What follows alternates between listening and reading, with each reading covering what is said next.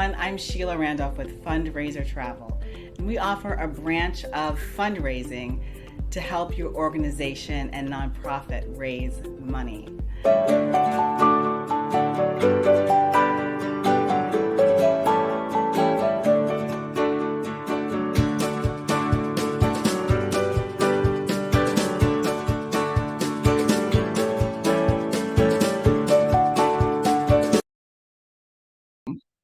Today, we're going to jump right into our next topic, which is cultivation and solicitation.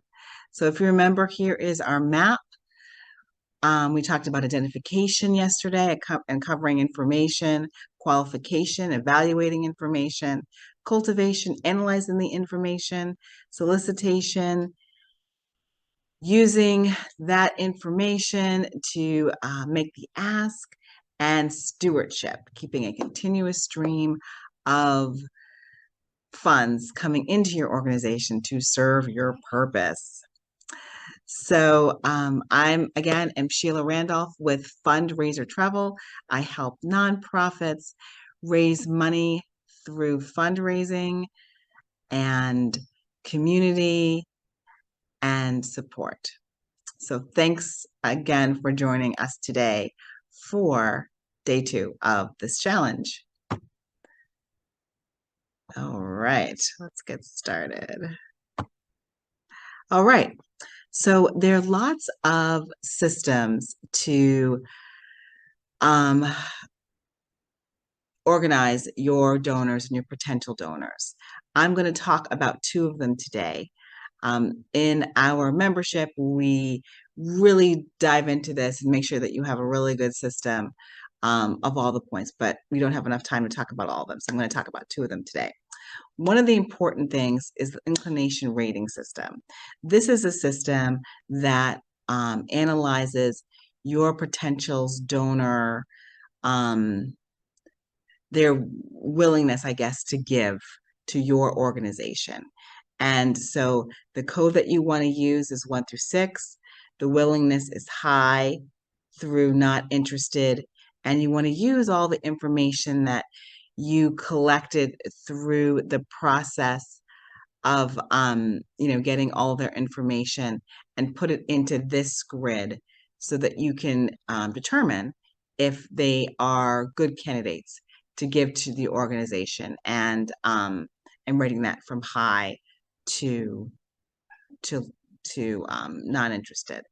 There are lots of different things to analyze. Are they willing to give? How much do they have to give is one thing that you'll determine through your research process.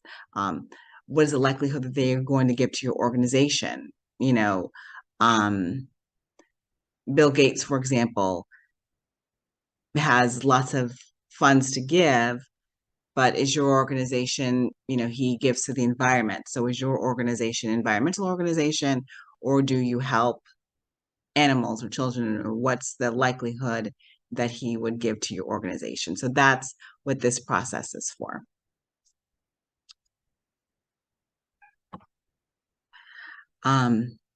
Another rating that you want to look at is the stage that your donor is in. And we talked about our prospecting map. So you want to put that map into a rating system and put your donors there. Are we still getting information on this donor? So they're in their identification stage. We're still managing that and making sure we have all the information.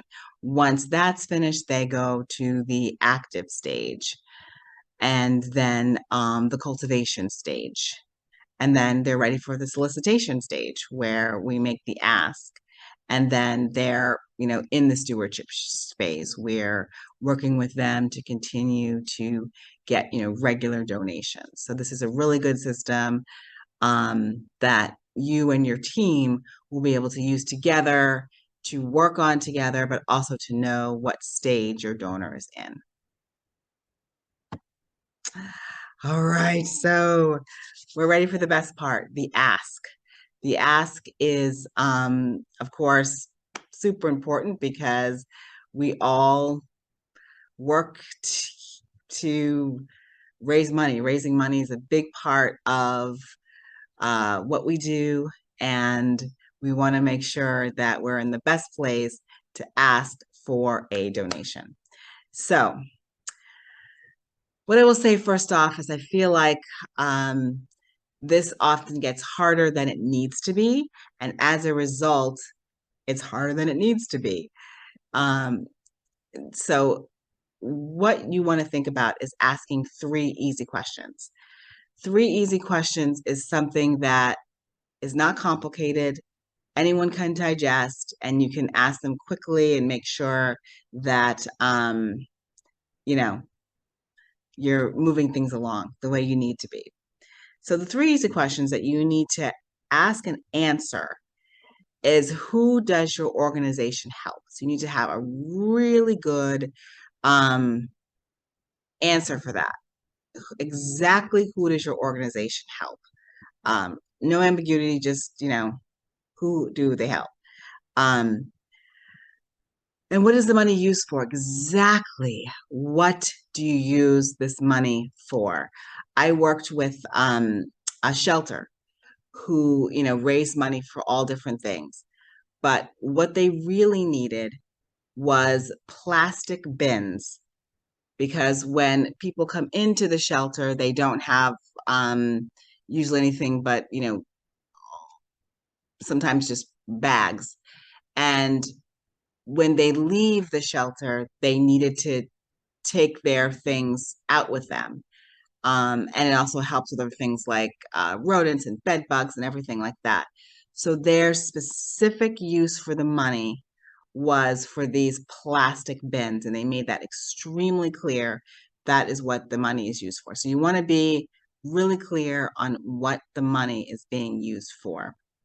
And then why right now? What is the need right now for your organization to receive the funds? So you want to be ready to answer those questions in a letter, when you're speaking with the potential donors, and online, all means of communication. You want to be ready to have a conversation about these 3 questions. Next, you want to tell a cause and effect story. Now, I know that this is the storytelling thing is the new thing of the century, right? You want to tell your story, and that's what helps everything. But in the nonprofit world, you want to tell a specific story, and that is a cause and effect story. So, hearing your cause and effect story, there's hardship. The person or your cause, they're going through something, and then what your organization does resolves the issue. So somebody may have cancer, and your story is that the family is involved, and it's very, very difficult. And as a result of what your organization did, you were able to heal the family, heal the individual, all of that, cause and effect, a result of what happened. Or it could, go the other way for sure. This happened to a person, and as a result of not having what they need, it didn't work. So a cause and effect story is very important. And the story needs to relate directly to your cause. So if you're serving animals, you don't want to tell a story about the environment. So that's really important. When you have a cause and effect story, it makes people want to help, makes people want to give to the organization, and puts them in a place. And when they know that they can make a difference, it takes that kind of burden away from them. The cause and effect story works a lot better than kind of showing a day in life or, month in the life of this person and their journey and, how they went from A to Z. You want to just focus on cause and effect of what has happened. So that is it for today. Thank you again for joining us. Your assignment for tonight is to come up with your organization's cause and effect story.